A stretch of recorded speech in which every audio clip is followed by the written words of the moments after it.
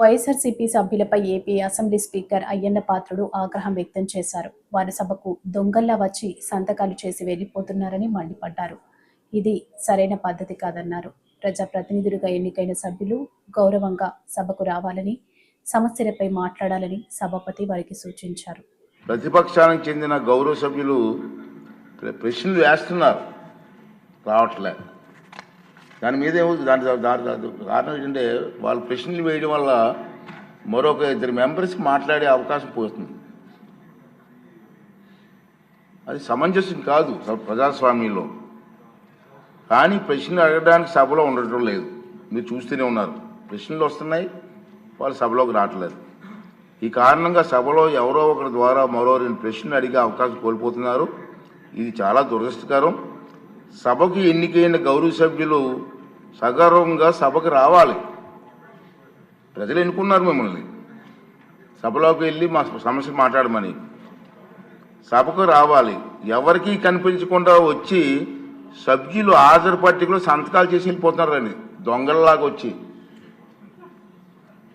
మీరు గౌరవ సభ్యులే, ప్రజలు ఎన్నుకున్నారు, మీరు ఎమ్మెల్యేస్. దొంగల్లాగా వచ్చి సంతకాలు పెట్టవలసిన అవసరం ఇచ్చింది కర్మ. ఒకసారి ఎమ్మెల్యేగా గౌరవప్రదమైన దీంట్లో ఉండి హాజరు పట్టికలో సంతకం చేసి సభకు ఆ మోహం చాటేయడం వారికి గౌరవాన్ని తగ్గించిందే తప్ప పెంచదని చెప్పి నా తాలూకు అభిప్రాయం.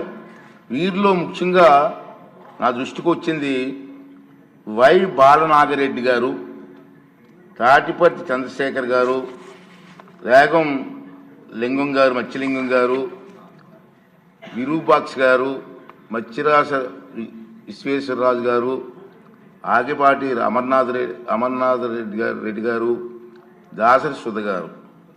మనం చూసాం. మనం గవర్నర్ ప్రసంగం ముగిసిన తర్వాత, అంటే ఫిబ్రవరి 24వ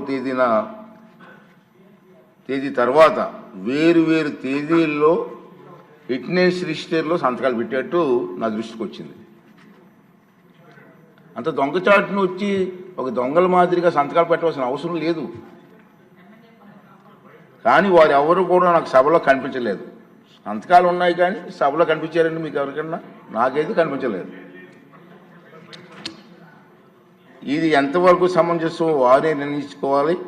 మనల్ని ఎన్నుకున్న ప్రజలు మనం ఆదర్శంగా నిలవాలి తప్ప ప్రజలకి, మీకు ఓట్లు వేసిన ప్రజలకి తలవంపులు తెచ్చేలే ప్రవర్తించకూడదని చెప్పి నా అభిప్రాయం.